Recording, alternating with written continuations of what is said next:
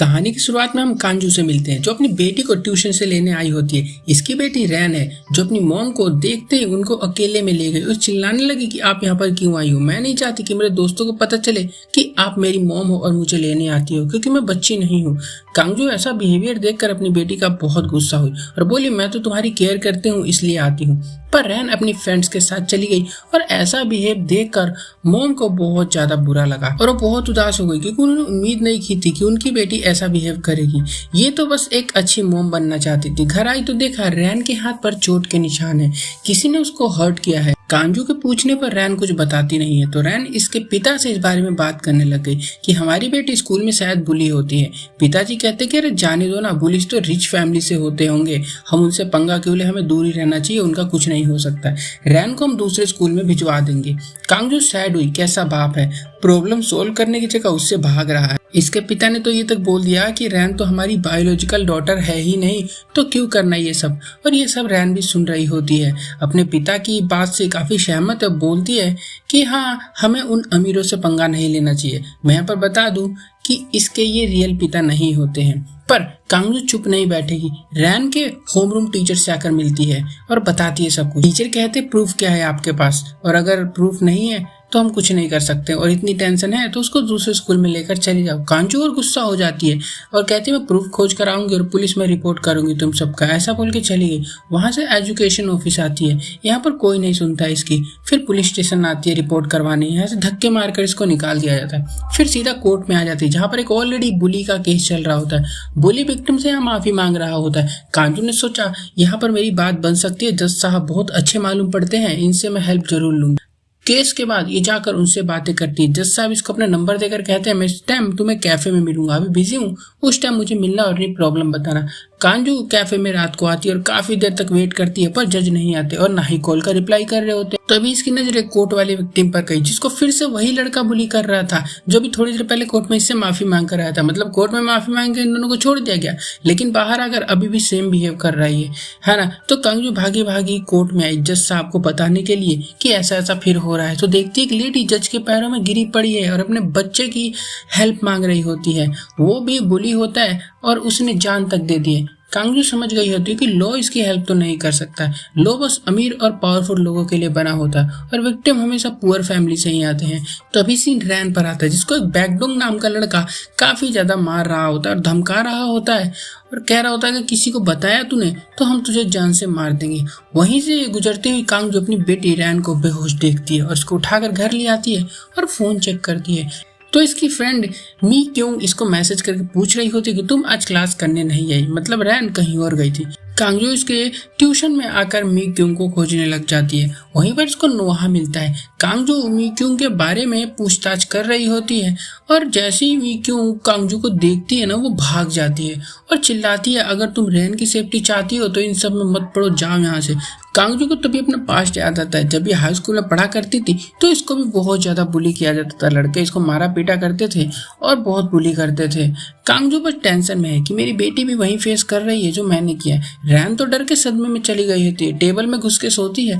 कांजू आज रात night club में आती है अपनी फ्रेंड से मिलने के लिए, पर इसका ऐसा लुक देखकर गार्ड इसको अंदर नहीं आने देते तो गार्डों को बहुत पीटती है क्योंकि ये फाइट में काफी ज्यादा अच्छी होती है। कांजू की खासियत है लड़ाई अच्छे से कर लेगी। फिर ऑनर से मिलती है इस क्लब की जो कि इसकी फ्रेंड गोंगजू होती है। दोनों हाई स्कूल में बेस्ट फ्रेंड हुआ करती थी और दोनों ने मिलकर स्कूल में पुलिस के खिलाफ आवाज भी उठाई थी। पास्ट में हम देखते हैं कि एक टीचर था जो कि फीमेल लड़कियों को यानी स्टूडेंट्स को बहुत ज्यादा हैरेस किया करता था। उसे तो कांजू ने बहुत पीटा था, उसकी कार तक तोड़ दी थी। कांजू तो क्लास में सोती रहती थी खाली। टीचर भी इससे बहुत परेशान थे, कहते थे अपने पेरेंट्स को लेकर आ जाना, तुम्हारी शिकायत करूंगा। पर कांजू को कोई फर्क नहीं पड़ता था क्योंकि पिताजी आए दिन जेल में जाया करते थे और मम्मी पैसे कमाने में बिजी रहती थी। कांजू स्कूल के बाद अपनी मॉम की शॉप पर हेल्प भी करवाने आती थी और गोंगजू एक दिन इसके पास आई और कहा कि वहाँ दिक्कत हो गई और ये गई और वहाँ पर बहुत फाइट किया था, इसने सबको पीट दिया था। वापस प्रेजेंट में कांजू गोंगजू को अपनी बेटी के बारे में बता रही होती है और कहती है मैंने एक प्लान बनाया है, मैं अंडर कवर बन के स्कूल में जाऊंगी और पता लगाऊंगी आखिर उस स्कूल में होता क्या है। गोंगजू बोलती है कि ठीक है, मैं भी तुम्हारी हेल्प करने के लिए तैयार हूँ। यहाँ पर मीक्यूंग को चुल नाम के एक आदमी ने उठा लिया होता है और कहता है कि अगर कोई भी सीक्रेट बाहर आया या पुलिस के बारे में या स्कूल के बारे में कोई भी तूने सीक्रेट बाहर रिवील किया तो अच्छा नहीं होगा, तो स्कूल को बदल ले, बच जाएगी। मीक्यूंग तो रैन की फ्रेंड होती है, उसको कॉल कर करके परेशान हो गई, पर रैन कॉल ही नहीं उठा रही होती है ना, क्योंकि किसी से बात नहीं करना चाहती, अपने फैमिली मेंबर से भी नहीं, अपने बाल तक काट दिए होते उसने और खुद को टॉर्चर कर रही होती है काफी ज्यादा। कांगजू ने फिर अपने लुक को चेंज किया और बिल्कुल लड़की दिखने लग गई, एक हाई स्कूल स्टूडेंट जैसी। इसके हस्बैंड सासू माँ तो हैरान होते हैं कि ये तुमने अपने बालों के साथ क्या कर लिया, क्या करोगी तुम ऐसी बन के। कांगजू बोली रैन थोड़े दिन हॉस्पिटल में रहेगी तो मैं उसकी केयर वेयर करूंगी, और ये दोनों बहुत गुस्सा हुए। वो कहते हैं कि ये हमारी बेटी तो है नहीं, तो तुम इतना ज्यादा क्यों कर रही हो, जो होता है उसके साथ होने दो। कांगजू ने शादी से पहले ये कहा था कि रैन इसकी बहन की बेटी है और इसकी बहन की एक एक्सीडेंट में मौत हो गई, इसी वजह से अब उसकी बेटी को ये पालती है। और ये सारी बातें झूठ थी, झूठ इसलिए बोला ताकि इसकी शादी हो जाए। अब रैन किसकी बेटी है ये हम आगे देखते। कांगजू फिर रैन की डायरी पढ़ने लगी, जहां पर ये पाती है कि रैन इससे बहुत नफरत करती है अपनी मॉम से, पता नहीं क्यों। मीक्यूंग को भी ग्रुप मैसेज आ रहे होते हैं, स्कूल चेंज कर ले वरना तुझे छोड़ेंगे नहीं। ये रैन को कॉल की जा रही होती है पर कोई रिस्पॉन्स नहीं आता है, क्योंकि रैन ही इसकी साइड लेकर इसको बचाया करती थी और दोनों लड़कियां दबा दबा के बुली होती थी खामखा। कांगजू जल्दी अगले दिन लड़की बनके रैन की क्लास में एडमिशन ले लेती है और खुद का नाम बैंगुल बताती है। अब ऐसा अजीब सा नाम सुन के सारे हंसने लग जाते हैं। कांगजू जाकर रैन की सीट पर बैठती है और देखती है कि उसकी डेस्क पर बहुत गंदी गंदी गालियां और बातें लिखी होती है। तो कांगजू हैरान हो जाती है कि मेरी बेटी ये सब सहती है स्कूल के अंदर। और कुछ देर इसको हुए नहीं होते टीचर के जाती एंट्री होती है जांगी द बुली और उसके मिनियंस की। मतलब आते ही कांगजू को बुली करने लग गई होती है। कांगजू ने पकड़ा जांगी का मत्था और दे मारा डेस्क के अंदर के बुली करेगी तो मेरे को पेल दिया भाई इसको अच्छे से, है ना। तभी एक लड़का जो कि डोंग होता है और यही है जो कि रैन को बुली कर रहा था, उस रात कह रहा था सच्चाई मत बताइए किसी को, ये आता है कहता क्या है मरना है तुझे मरना है। कांगजू ने पकड़ा इसको भी और कहते भाई झींगे और गला पकड़कर घुमा दिया बहुत बुरी तरह से। इतने में नोहा आ गया होता है रोकने के लिए और कांगजू ने इस लड़के को एक रख के दिया। पूरी क्लास हैरान कि ये लड़की है कौन जो इसको मार रही है, इसे अच्छे से पेल देती। मगर तभी यहाँ पर टीचर आ जाते हैं और चारों को लेकर जाया जाता है ऑफिस के अंदर। अब ये जो टीचर है ना इसको याद रखना है क्योंकि हम इसको टीचर कह के ही बोलेंगे। मुझे तो बात समझ नहीं आती, जब बुली हो रहे होते कमजोर स्टूडेंट तो टीचर आते नहीं है, और जब बुली की पिटाई हो रही होती है तो सारे टीचर आ जाते हैं रोकने के लिए, है ना। सबसे सवाल कर रहा होता है टीचर, कांगजू आज पहला दिन है तुम्हारा, तुमने ऐसा क्यों किया, क्यों लड़ने लग गई। तो कांगजू बोली मेरे डेस्क पर गंदी गंदी बातें लिखी थी और ये मुझसे बदतमीजी कर रहे थे आगे। टीचर को नहीं दिखती है, अब अंधे हो गए तुम सारे के सारे। तभी यहाँ पर स्कूल का प्रिंसिपल आ जाता है और सबको यहाँ से भेज देता है। और टीचर ने कहा कि क्यों भेजा तुमने स्टूडेंट को, क्यों भेजा, है ना, तुमने क्या फैमिली से पैसे वैसे ले रखे हैं। और ये गुस्से में भड़क जाता है बहुत बुरी तरह से। यह कांगजू इस चुईया जांगी को पूछ रही होती है कि स्कूल में आखिर होता क्या है, यहाँ पर क्या चलता है। जांगी इसको स्कूल के बारे में सब बताती है। ये बताती है कि एक संगटाई नाम का बुली है स्कूल के अंदर जो कि बहुत हरामी है और उसे टीचर स्टूडेंट सभी डरते हैं, क्योंकि जो स्कूल है ना ये उसके पिताजी का है, उसके पिताजी यहाँ के प्रेसिडेंट है और वो सबको बुली कर सकता है, कोई उससे पंगे नहीं लेता, सब डरते हैं टीचर तक। और वो रैन से प्यार करता था, लेकिन एक दिन उसको पता चला कि रैन ऑलरेडी किसी और से प्यार करती है और वो डोंग से बोल के सबको बुली करवाने लग गया था। अभी क्या यहाँ पे बहुत सारे कैरेक्टर है और नाम भी आएंगे तो तुम कंफ्यूज मत होना, क्योंकि मैं मेन कैरेक्टर्स के नाम लूंगा, बाकी किसी को नहीं लेने वाला हूँ। अब यहाँ पर हम डोंग को देखते हैं, है ना, वही चुल के साथ होता है और ये मीक्यू को डरा रहा था, तुम्हें याद होगा वही चुल है ये, है ना, कि स्कूल छोड़कर चली जाओ वरना हम तुझे ऐसे कर देंगे। डोंग का भाई जेल चला गया है तो अपने भाई को ये चुल के साथ छोड़ कर गया है देख रेख करने के। और अगर मैं चुल की बात कर लूँ तो इसका भी एक भाई हुआ करता था, है ना। यहीं पे सोच अपने पास्ट को याद करता है कि इसका भाई जब स्कूल में पढ़ता था तो वो कांगजू को डेट कर रहा था, यही कांगजू को, हाँ। और चुल को कांगजू बिल्कुल पसंद नहीं थी, इसलिए इसने उसको किडनैप करके मारने की कोशिश की, पर कांगजू ने फाइट बैक किया और चुल का भाई आ गया अपनी गर्लफ्रेंड को बचाने के लिए। तीनों ने यहाँ पे खूब लड़ाई झगड़ा किया और बोला उसका भाई कि छोड़ दो मेरी गर्लफ्रेंड को भाई, पर यहाँ पर फाइट हुई और चुल के हाथों ही इसके भाई की मौत हो गई गलती से चाकू लगने की वजह से। और इसी टाइम से चुल कांगजू से नफरत करता है और अपने भाई की मौत का इल्जाम उसके ऊपर ही लगाता है। दूसरी तरफ मीक्यूंग कांगजू का पीछा कर रही होती है। कांगजू ने पकड़ लिया और इसको हॉस्पिटल में लाई रैन के पास। मीक्यूंग तो काफी शौक होती अपनी फ्रेंड को ऐसी हालत में देख के। कांगजू ने कहा कि तुम मेरी हेल्प करोगी रिपोर्ट करने में। मीक्यूंग ने कहा कि नहीं, हमें ऐसा नहीं करना चाहिए वरना हम लोगों को वो लोग मार देंगे। दूसरी तरफ हम टीचर को देखते, ये संगटाई के अमीर पिताजी यानी कि उसी प्रेसिडेंट से मिलने के लिए आया होता है और दोनों कुछ गवर्नमेंट का पैसा लूट कर अपनी जेब में दबाने की प्लानिंग बना रहे होते हैं। और ये होती है सेक्रेटरी जू, जो कि ड्रामे की एक और मेन कैरेक्टर है। और ये टीचर को लेकर जाती है स्कूल की लाइब्रेरी में, जहाँ पर होता है एक सीक्रेट रूम। और इनको ये सब करते हुए मिक्यूंग ने देख लिया। सेक्रेटरी के जाने के बाद ये टीचर से आकर मिलती है और हमें पता चलता है कि इन दोनों का अफेयर चल रहा है और साथ में सोते हैं। टीचर कहता है कि तुम यहाँ पर क्या कर रही हो। मिक्यूंग बोलती है कि मैं सारे सीक्रेट जानती हूँ और धमकी देती है कि बाहर मैं सबको बता दूंगी तुमने मेरे साथ क्या किया, मेरे साथ सोते हो तुम। अगले दिन कांगजू का पहला टारगेट डोंग होता है। वो बाथरूम में पकड़ लेती है इसको कि सबक सिखा दो अच्छे से। यही लड़ाई होने वाली थी, लेकिन तभी संकटे आ गया होता है, जिससे कांगजू कुछ कर नहीं पाती और चली जाती है। यहाँ डरा हुआ टीचर कि कहीं मिक्यूंग मेरा पोल बाहर ना खोल दे जो सीक्रेट्स है, इसलिए वो चुल को बुलाता है और कहता है कि जाकर मिक्यूंग को मार दो। अब चुल तो मारेगा नहीं, तो सीधे सीधे अपने भाई डोंग को बुलाता है, यानी अपने दोस्त के भाई को, इसी को, और इसे बुलाकर मिक्यूंग को मारने को कहता है। क्योंकि डोंग की उम्र अभी 18 साल नहीं है, तो इसको जेल नहीं होगी, कुछ टाइम में ये बाहर आ जाएगा। सोशल सर्विस करने के लिए इसको कहा जाएगा अगर ये किसी का खून कर देता है तो। और ये सारी बातें चुप के कांगजू ने सुन लिया होता है और चुल को देख के इसको अपना पास्ट याद आ गया होता है कि कैसे ये कोर्ट में भी गई थी, चुल के भाई के मर्डर का केस लगा था इसके ऊपर। इसे देखकर कांगजू तो बेहोशी हो जाती है। चुल डोंग को लेकर बाहर आता है, लेकिन इतना नशे में है कि वो कांगजू को पहचान नहीं पाता और थोड़ा लुक भी चेंज हो गया होता है ना कांगजू का। कांगजू तो चुपचाप होती है और देख रही होती है। और यहाँ मिक्यूंग टेंशन में है, अपनी मोम से बात करना चाहती है, कुछ बहुत ज्यादा परेशान है, पर मोम हमेशा बिजी रहती है तो बात नहीं करती इससे। तो इसने ऑनलाइन कंप्लेंट फाइल कर दी है। और यहाँ कांगजू अपनी बेटी से मिलने हॉस्पिटल आती है, प्रॉमिस करती है कि मैं उसे सजा दिलवा कर रहूंगी जिसने भी ये तुम्हारे साथ किया है। अगले दिन मिक्यूंग को मिलने के लिए आती है और रिक्वेस्ट करती है कि प्लीज मेरी बेटी की हेल्प कर दो, तुम एक गवाह हो, बोल सकते हो तुम कोर्ट के अंदर कि उसके साथ क्या क्या होता था। शाम को मिक्यूंग रैन से मिलने आती है और उसे बताती है कि मैं टीचर से प्यार करती थी और उसके साथ मैं सो गई थी, और साथ ही ये भी बताती है कि मुझे उससे बदला चाहिए। और मिक्यूंग इसी बदले की चाहत में रात को लाइब्रेरी में घुस जाती है उस सीक्रेट रूम की तलाश में कि कुछ तो उसके अंदर सीक्रेट मिलेगा उस टीचर का।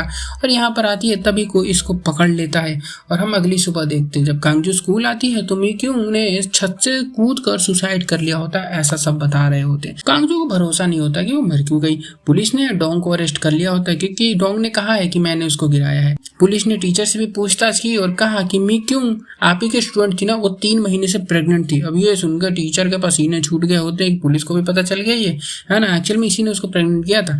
अब पुलिस वाला बोलता है कि उसकी मोम से मत बताना क्योंकि उनको अटैक आ जाएगा, है ना। पर रैन तो ऑलरेडी सब जानती है, स्कूल में आकर टीचर को मारने लगी, कहती है तूने किया उसके साथ ये सब हरामी।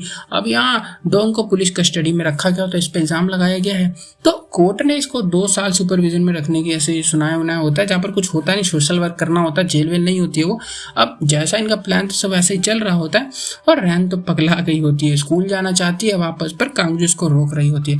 पर रैन नहीं मानती, स्कूल आती है और ऐसा बिहेव करती है मानो इसकी मेमोरी लॉस हो गई है। अब सब इसके पास आते इससे बात करना चाहते हैं और जब अपने स्कूल लॉकर में आके चेक करती है तो बहुत सारे नोट्स लगे होते हैं जिस पर लिखा होता है कि अपनी फ्रेंड को मार दिया इसने, दरिंदी 1 नंबर की है। और कांगजू को आ गया गुस्सा क्योंकि ये सब संगटे ने करवाया होता है। पकड़ती है संगटे को, बहुत मारती है ना, ये नजारा बहुत बढ़िया होता है। संगटे कुछ कर ही नहीं पाता, नुहा ने आकर बचा लिया और रैन अपनी मोम से समझाती है कि आपको यहाँ आने से कुछ बदल नहीं जाएगा, पर मोम नहीं मानती। तब भी इसके पिता आगे होते हैं, कांगजू के हस्बैंड, और ये देख कर ही ना छुपती फिरती है यहाँ वहाँ।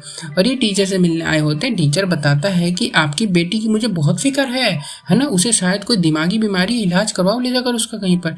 यहाँ कांगजू का ग्रुप मैसेज पढ़ते हम देखते जहाँ पर बच्चों ने लिखा होता है कि मिक्यूंग टीचर के आगे पीछे घूमती रहती थी। कांगजू को शक होता है कि मेरी बेटी भी टीचर पर चिल्ला रही थी, है ना। तो कोई टीचर ने मिक्यूंग के साथ कुछ उल्टा सीधा तो नहीं किया। टीचर यहाँ रैन को लाइब्रेरी लाया होता है इसकी मेमोरी वापस लाने को, पर रैन को कुछ पास्ट याद नहीं आ रहा होता है। टीचर जब यहाँ से चला जाता है तो रैन को यहीं पर वो टॉय मिलता है जो मिक्यूंग अपने बैग में लगाया करती थी। सब पता चल गया कि मिक्यूंग यहाँ पर आई थी, है ना। इसीलिए रात को यहाँ चुपके वेट करने लगती है कि कुछ होगा यहाँ पे, रात को कोई तो आता ही होगा ना। और यहीं पर हम देखते हैं कि कांगजू भी छुपी हुई होती है और तभी टीचर आता है किसके साथ, उसी सेक्रेटरी जू के साथ। और सेक्रेटरी कांगजू को देख लेती पर कुछ कहती नहीं है। थोड़ी देर बाद नुआ भी आ गया होता है, बोलता है अरे टीचर आप यहाँ पर क्या कर रहे हो, है ना। ये बोलता है हम तो बुक लेने आए थे और चले जाते हैं। पीछे से दोनों माँ बेटी भाग निकलती है। यहाँ पर टीचर एंड सेक्रेटरी लाइब्रेरी में कुछ रखते हैं, अब आगे देखेंगे हम ये है क्या। और कुछ दिन बीतने के बाद डोंग वापस स्कूल में आ गया होता है। सब हैरान होते हैं कि खूनी बाहर आया तो आया कैसे। कांगजू बोली यहाँ पे, है ना। तभी संगटे आ गया होता है और इसे फालतू बोलने लगा। डोंग ने गुस्से में संगटे को एक मारा और शुरू हो गई भाई लड़ाई, बहुत गंदी लड़ाई। मतलब सारे स्टूडेंट लड़ने लग जाते एक दूसरे से, कुछ पता नहीं चल रहा कौन किसको मार रहा है। कुछ देर बाद डोंग को टीचर ने बुलाया रैन पर नजर रखने के लिए कि उसकी मेमोरी वापस आई कि नहीं, क्योंकि वो बहुत सारे सीक्रेट जानती है। हमारे यहाँ कांगजू अपनी फ्रेंड से मिलने आई होती है, इसे सेक्रेटरी दिख जाती है। दोनों एक दूसरे को जानती हैं अभी बचपन से। तभी सेक्रेटरी जू ने कुछ बोला नहीं था लाइब्रेरी में कांगजू को देखा था। तो यह लाइब्रेरी में रैन सीक्रेट डोर खोजने आई होती है, इसको डोंग ने पकड़ लिया होता है। रैन बोली जानती हूँ मैं यहाँ क्या है। डोंग बोला कि क्या क्या क्या है, तो बताना मत किसी को, ना मारी जाओगे अगर पता है तो। अब इस लड़ाई के बाद कुछ बच्चों के पेरेंट्स को स्कूल में बुलाया गया होता है। डोंग की फैमिली नहीं होती तो चुल को बुलाया गया होता है, जो कि इसको समझाता है कि अरे अलर्ट रहो, ये सब मत करो, है ना। फिर कांगजू की फ्रेंड आती है, कांगजू की मॉम बन के बोलती है उसकी केयर करना, मेरी फूल सी नाजुक बेटी है ना। प्रिंसिपल बोलता है करूंगा पर उसके लिए एक्स्ट्रा पैसे लगेंगे। अब ये सुन के ना प्रिंसिपल को बहुत पीटा इस लेडी ने, बहुत पीटा। बोलती है तू मेरी बेटी को स्कूल से निकालेगा, दिक्कत हुई तो उसे तो बताऊंगी तेरे को मैं। कांगजू का अगला टारगेट टीचर होता है, इसलिए उसके पास आई और उसे सीड्यूस करने की कोशिश करने लगी, उसके घर पे जाके, है ना। और ऐसे मतलब कि अपनी स्टूडेंट्स को ये पसंद करता है कि नहीं, मीक्यूंग को पसंद करता था कि नहीं, ऐसा कुछ, है ना। उसके साथ क्या किया इसने, है ना, पूरी कोशिश कर लेती है इसके साथ, है ना, कि टाइम बिताए, कुछ तो करे, है ना। पर टीचर बोलता है तुम्हारा बिहेवियर बहुत अजीब है, ऐसा नहीं करना चाहिए तुम्हें टीचर के सामने, है ना। इतने में नीचे कांगजू की दोस्त इसकी कार ठोक देती है, तो टीचर को नीचे आना पड़ता है चेक करने, और इसका फायदा उठाकर कांगजू टीचर की घर की तलाशी लेने लग जाती है। और ये देख के तो कांगजू वैसा कांप सी गई होती है, जाकर रैन से पूछती, रैन बताती हाँ ये सच है, पर मुझे बताने में डर लगता था क्योंकि टीचर मीक्यूंग से पहले मेरी 2 फ्रेंड्स के साथ भी ऐसा सेम कर चुका है। एक्चुअली में मीक्यूंग ने लेटर लिखा था, फिर टीचर को धमकाया था कि मैं बाहर सबको बता दूंगी कि मैं प्रेग्नेंट हूँ, और इसी वजह से टीचर ने उसको मरवा दिया। और तो और टीचर रैन को रोज धमकाता था कि तेरी फ्रेंड है, तुझे भी पता होगा, स्कूल चेंज कर ले वरना बताऊंगा दोनों को, क्योंकि ऑलरेडी रैन की और फ्रेंडों के साथ भी ऐसा कर चुका था ना। अब कांगजू ये सब जान के मीक्यूंग की मॉम के पास जाती है, रिपोर्ट करने को कहती है, पर मॉम का कहना नहीं रहने दो, अब तो मर गई, अब उसकी इज्जत खराब हो जाएगी अगर मैं ऐसा सामने लेकर आती हूँ पास तो। कांगजू लाख समझाती पर इनका समझ नहीं आता है। अगले दिन संगटा के पिता प्रेसिडेंट स्कूल में आए होते हैं, कहते हैं मेरे बेटे को किसने मारा, किसकी इतनी हिम्मत हो गई। प्रिंसिपल बोलता है ये कांगजू नाम की लड़की ने मारा। प्रेसिडेंट ने एक दिया प्रिंसिपल के रख के गलत जगह पे बहुत ज्यादा, कहता है अबे लड़की मारेगी मेरे बेटे को, मेरा बहादुर बेटा है वो। पर प्रेसिडेंट अंदर से जानता भी है कि मेरे बेटे को इसी ने मारा, वो तो बस अपने बेटे की बहादुरी इज्जत बचाना चाहता है। चुपके से प्रिंसिपल से कहता है इस लड़की को फेल कर देना, पास नहीं होनी चाहिए। और संगटा का इसके बाद तो अब दादागिरी और बढ़ गई होती है, कैफेटेरिया में लड़कियों से बदतमीजी करने लग गया होता है, और कांगजू ने कॉलर पकड़ा, मारने वाली थी, सब वीडियो बनाने लग जाते हैं, तो सबूत हो जाता ना। तो रैन ने मॉम को रोक लिया कि रहने तो मत मारो, है ना। बाहर आकर इन लोगों ने साथ में खाना खाया, और रात को कांगजू अपनी फ्रेंड के साथ टीचर के अपार्टमेंट में फिर आती है। इस बार टेस्ट किट और उस लेटर को चोरी करने आई, क्योंकि लास्ट टाइम लेकर चली जाती तो टीचर को इस पे शक होता है क्योंकि घर में तो यहीं आई थी। तो आज ये चुपके से घर में घुसती है और टीचर आ गया होता है किसके साथ, सेक्रेटरी जू के साथ। सेक्रेटरी जू कांगजू को फिर देख लेती है पर कुछ कहती नहीं है। कांगजू मिशन में फेल रही, नीचे आ गई होती है चुपचाप से, लेकिन इसकी फ्रेंड ने वो दोनों चीजें डस्टबिन में से खोज ली है। देखो कितनी मेहनत की इन लोगों ने, ऐसा मिशन बनाया है, पर मिला कहाँ वो सामान, कूड़े के डब्बे में। अब कांगजू रेडी होकर जा रही होती है इसको टेस्ट करवाने के लिए, तभी सासू माँ से टकरा गई और बैग में से गिर गया ये टेस्ट किट। अब सासू माँ हैरान की, अरे कहीं मेरी बहू प्रेग्नेंट तो नहीं है। सासू माँ काफी हैरान हो गई होती, पर कांगजू कुछ बिना बोले अपनी फ्रेंड के साथ जस्टिस डिपार्टमेंट में आई होती है, जहाँ पर एजुकेशन मैटर सोल्व किए जाते हैं। तो सब कुछ यहाँ पे दिखाती है, और यहाँ के 2 ऑफिसर स्कूल टीचर को उठा लेते हैं, और ये खबर ऊपर तक आ गई होती। सीनियर ने टीचर को कोरिया छोड़ देने को कहा। कांगजू अगले दिन फिर जब स्कूल आती है तो देखती है कि सासू माँ इसका पीछा कर रही होती, कहती ये क्या है, मुझे एक्सप्लेन करो, है ना, क्या कर रही हो तुम सब। कांगजू बोलती है अरे ये सब मैं बस अपनी बेटी के लिए कर रही हूँ। सासू माँ बोली आज लास्ट दिन है, कल से घर पे रहना, ये सब नहीं करना तुम्हें। वहीं पर बाहर टीचर आया होता है मस्त सी कार में, और सब मुबारकबाद दे रहे होते क्योंकि भाई साहब का प्रमोशन हो गया। कोरिया तो छोड़ो, कोरिया छोड़ने वाला था ना, प्रमोशन हो गया उल्टा इसका, क्योंकि इसके पास ना स्कूल के ओनर्स के ना कुछ सीक्रेट रखे हुए, उसी से ब्लैकमेल करके ये सब ये करता है, और वो जो कागज है ना इसने छुपा के लाइब्रेरी में रखे होते हैं, है ना, उसी से धमकी देता है ये। अब टीचर और पावरफुल हो गया होता है। रैन अपनी मॉम को स्कूल आने से मना कर रही होती है। कांगजू अपनी फ्रेंड को बताती है सारी बातें कि स्कूल के प्रेसिडेंट के सीक्रेट पक्का टीचर के पास कुछ रखे हुए हैं और उसी से ब्लैकमेल करता है ना, इसलिए ये सब घुस के टीचर के घर में कैमरा लगा देते सीसीटीवी। अब कांगजू घर आई तो सासू माँ ने पकड़ लिया। कांगजू ने काफी रिक्वेस्ट की कि प्लीज मेरे हस्बैंड को मत बताना ये सब, अगले दिन टीचर रैन के पिताजी को स्कूल में बुला लेता है क्योंकि न्यू बिल्डिंग बनने वाली है इनके स्कूल में, तो उसका मैनेजर ये इन्हीं को बनाता है ताकि इन पे नजर रख सके। पिताजी खुश होते कि चलो काम भी हो जाएगा यहाँ पर मेरा, और अपनी बेटी पर भी नजर रख लूंगा। और अपनी बेटी से मिलने जाते हैं तो क्लास में कांगजू यहाँ वहाँ छुपती फिरती है नीचे लेट लेट के, क्योंकि इतना फनी होता है क्योंकि वो पहचान लेगा ना फिर इसको। जल्दी टीचर इनके अपकमिंग एग्जाम के बारे में बताते हैं और संगटाई चुपके से एक ग्रुप बनाकर उसमें सारे आंसर बांट देता है क्योंकि स्कूल तो इसी का, इसके पास आंसर होते हैं। कांगजू पता चला तो इसे मना किया चीटिंग करने से, पर संगटेन इसको धक्का मार के गिरा दिया और ये नीचे दब गई जिससे घायल हो जाती है और इसकी रिपोर्ट नोहा को करती है। और कांगजू जानती भी कि कौन ही सुनेगा, है ना, संगटे के खिलाफ कोई नहीं जाना चाहता है। और कुछ ही दिन बाद रिजल्ट आ गया होता है। रैन के गंदे नंबर आए होते हैं। संगटे इसके पास आकर बोलता है क्या हुआ, हमारा ग्रुप ज्वाइन करोगी, टॉप करने लगोगी। नुआ ने प्रिंसिपल को काफी समझाया कि स्कूल पर वायलेंस हो रहा है ना, पर प्रिंसिपल पर कोई फायदा नहीं पड़ता क्योंकि ये तो चाटू होता है एक नंबर का। इसके बाद वो स्कूल में स्कूल में और बुली के केस बढ़ने लग गए थे। सभी अमीर बच्चे गरीबों को बुली करने लग गए होते हैं।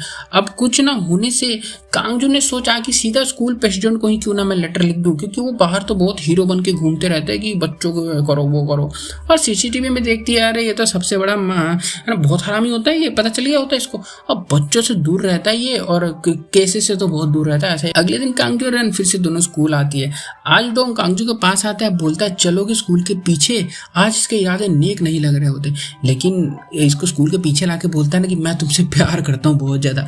लोंडा पिट पिट कर प्यार में पड़ गया होता है। तभी कांगजू का हस्बैंड आ गए जो कि न्यू बिल्डिंग के काम पर यहीं पर अपनी ऐसे इंस्पेक्शन करने आए हुए थे। अपनी वाइफ को ऐसी हालत में कहते हैं कौन है तू।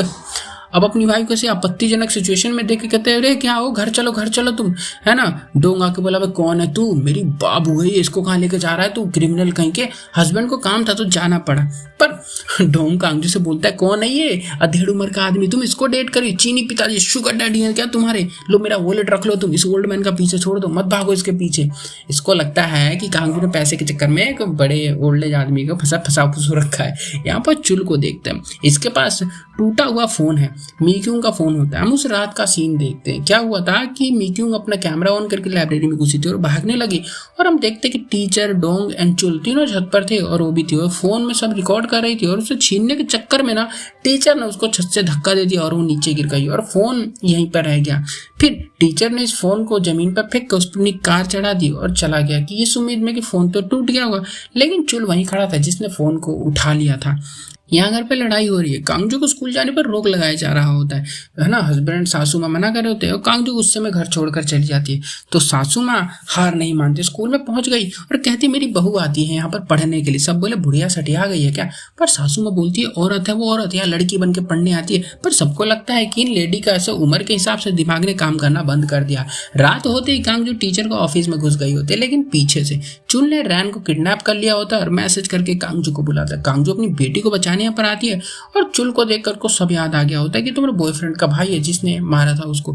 चुल को अब रिवेंज चाहिए होता है अपने भाई की मौत का और इसे मारने लग जाता है। तभी डोंग आ गया होता है, फिर से वही तीनों सेम पहले वाला माहौल बन गया होता है, फिर तीनों फाइट करने लग गया होता है। और इसी बीच इस बार डोंग को चाकू लग जाता है और चुल यहाँ से भाग गया। कांगजू उसको उठाकर अपनी फ्रेंड की मदद से लाती है, इलाज करवाती है और फिर उसको कुछ टाइम बाद होश आता है। अगले दिन कांगजू को हस्बैंड ने फिर पकड़ लिया होता है और कहते क्या कर रही हो, बंद करो ये सब।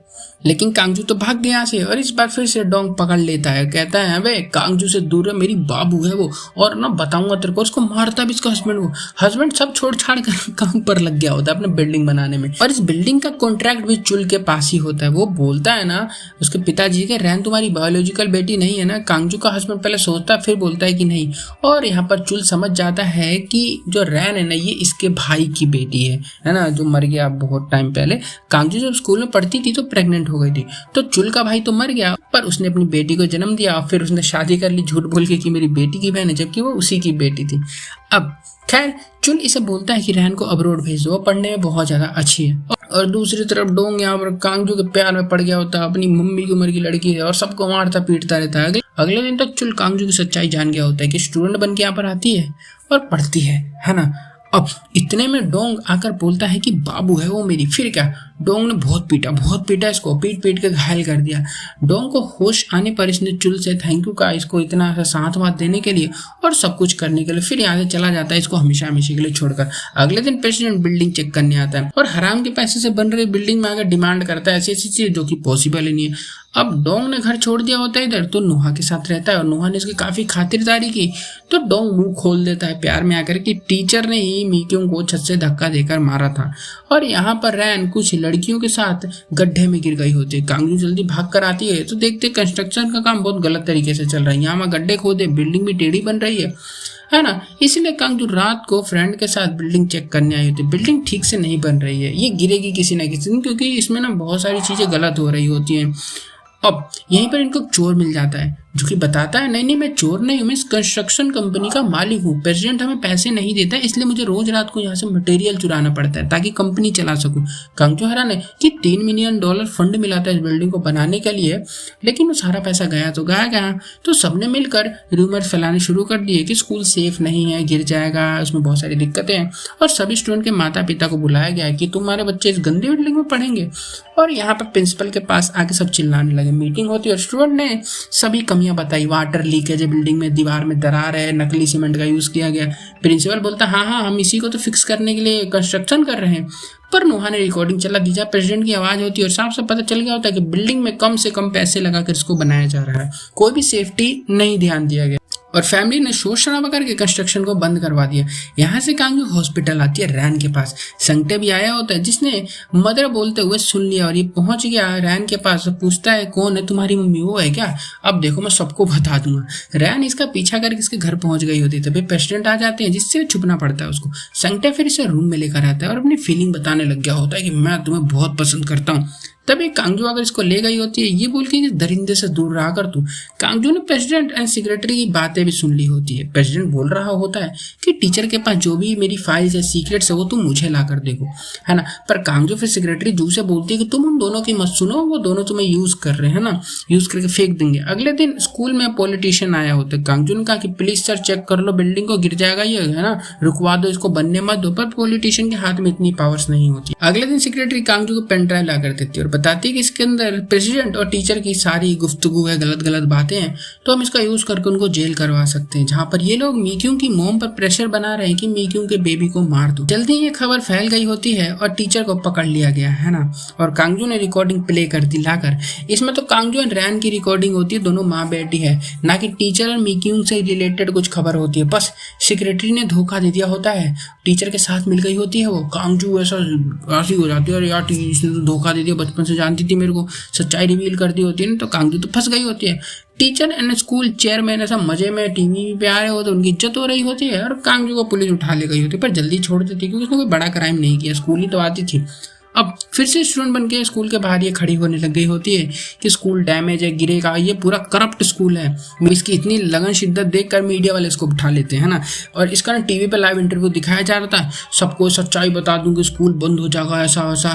पर ये न्यूज़ वाले पूछते क्या इंडियन मीडिया की तरह होते हैं, भाई बिल्कुल वहीं से इंस्पायर्ड है। ये पूछते वाह तुम कितनी यंग लगती हो, 32 में 16 की दिखती हो, क्या है तुम्हारी ब्यूटी का सीक्रेट, कौन सी क्रीम और कौन सी सर्जरी करवाई है। स्कूल करप्शन वो क्या होता है, इधर आ तो पहले अपनी क्रीम बता कौन सी लगाती है। अगले दिन तो प्रेसिडेंट ने कांगजू पर केस कर दिया होता है। कांगजू ने अपने बॉयफ्रेंड को मारा था ना, ऐसा कुछ केस किया होता है, पहले वाला केस, इसको मतलब फिर से कोर्ट में लिया होता है।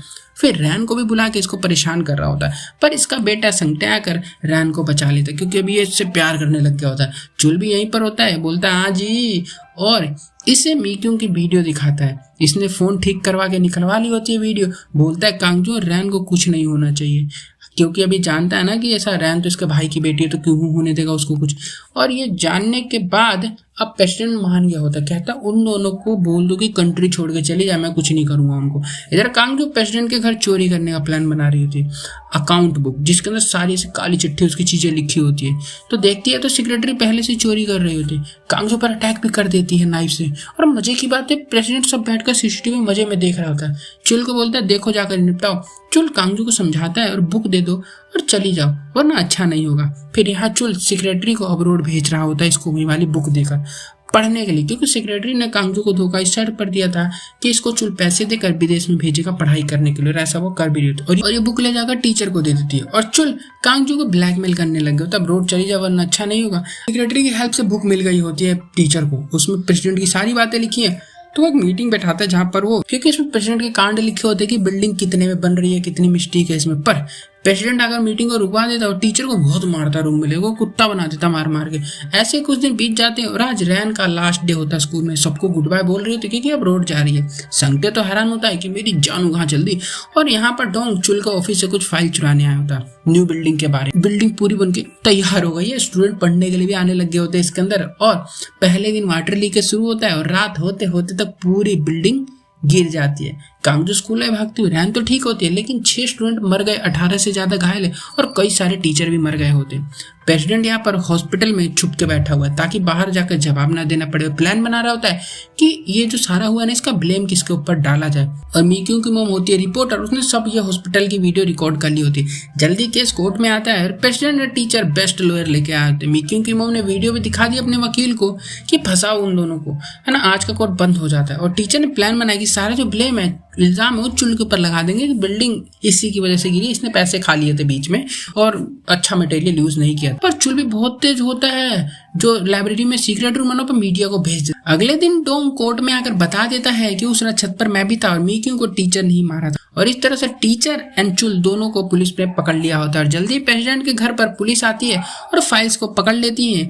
और बस इसके बाद तो मनी लॉन्ड्रिंग के केस में, बिल्डिंग गिरने के केस में कई सारे केस लगाकर 2 साल की सजा सुनाई जाती है। लेकिन 3 महीने बाद ये जेल से बाहर निकल गया। सही है, एटलीस्ट 3 महीने तो रखा इसको। हमारे तो रेपिस्ट को 1 महीने में छोड़ देते भाई, ऐसी कंडीशन हो रखी है कि खराब। खैर लोगों का कोई भरोसा नहीं है। चुल भी अरेस्ट हो गया होता है, लेकिन वहां से वो भाग जाता है और रैन से मिल के बता देता है कि इसके फादर कौन थे और कैसे थे, और ये इसके भाई की बेटी है। इधर प्रेसिडेंट जेल से आते ही कांगजू को पकड़ लेता, उठवा लेता है और उसको मारने का प्लान बना रहा होता है। पर चुल अगर इसको बचाता है, प्रेसिडेंट कांगजू को मारने आ ही रहा होता है कि चुल इसको धक्का मार के गिरा देता है जिससे घायल हो जाता है। फिर पता नहीं कोई एक व्हाइट शूज में आदमी आता है जो कि प्रेसिडेंट को मार देता है और अगले दिन एक्सीडेंट की खबर बनाकर चारों तरफ मीडिया में फैला दी जाती है और सब लाइफ अपनी शांतिपूर्वक जीते हैं। एंड में हम देखते सभी स्टूडेंट वेकेशन पर गए होते हैं और इस तरह से हैप्पी एंडिंग के साथ मूवी जो खत्म हो जाती है। वीडियो अच्छा लगे वीडियो को लाइक कर देना, चैनल को सब्सक्राइब कर दो। मिलता हूँ तब तक के लिए, बाय।